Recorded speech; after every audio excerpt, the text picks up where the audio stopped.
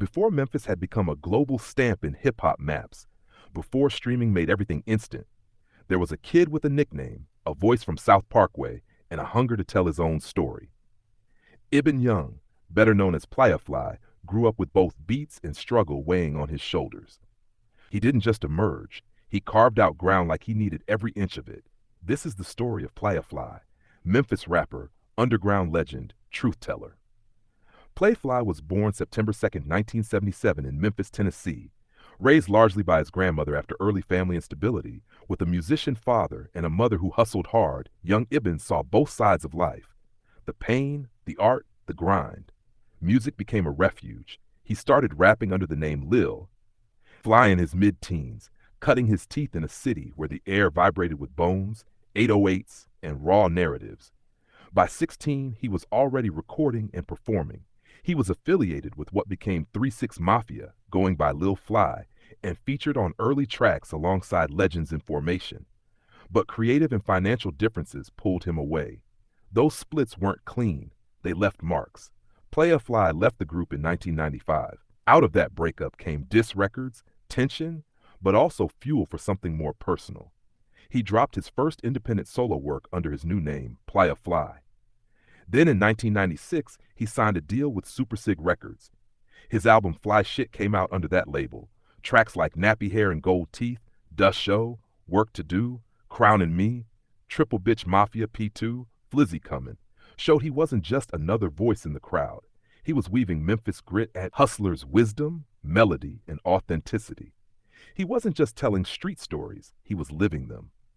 2 years later, in 1998, he released Moving On. On that album, he sharpened his flow. Songs like Situation, Start Running, and Nobody showed growth. But heartbreak came in close. His father passed away just before finishing the album. That loss gave some tracks extra weight. He pushed through, still grinding, still putting truth in every line. By 1999, Playa Fly was prolific. Just Getting It On was a re-release of earlier underground efforts, with bonus tracks, new cuts, revealing more of his mindset. That same year, Da Game On Me dropped, his final album under Super Sig. He rapped about hustle, betrayal, love, pain, resilience. He was no longer just responding to the world. He was defining his corner of it. Then life intervened. Legal troubles. In 1999, he was sentenced to serve time in prison. His project Fly 2K was delayed. But even behind bars, he found a way to contribute. He laid down lyrics, tracks, even a cappella skits over the phone. His music went forward despite the bars.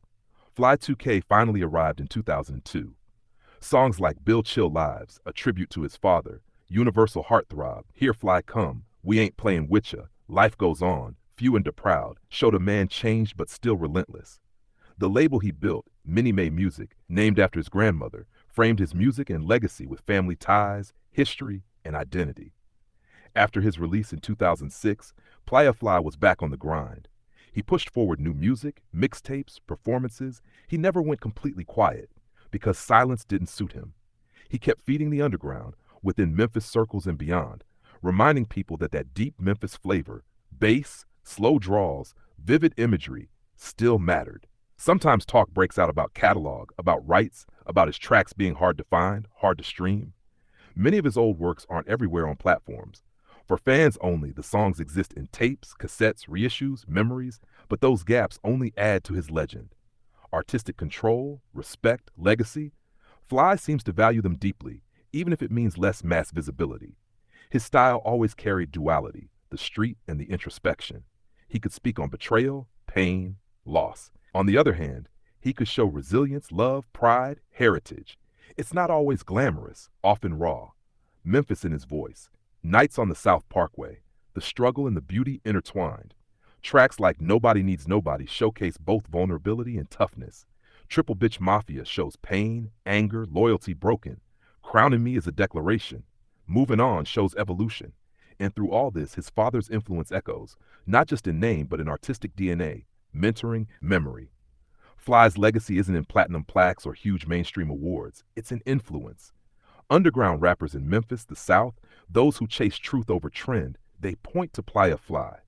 His realness, his voice, his stories still resonate. His old albums still hold weight.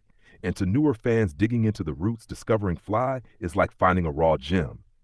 At the same time, he is still creating, still reminding people what made his early work magnetic: authenticity, willingness to be vulnerable, lyrical sharpness, and the sound of Memphis.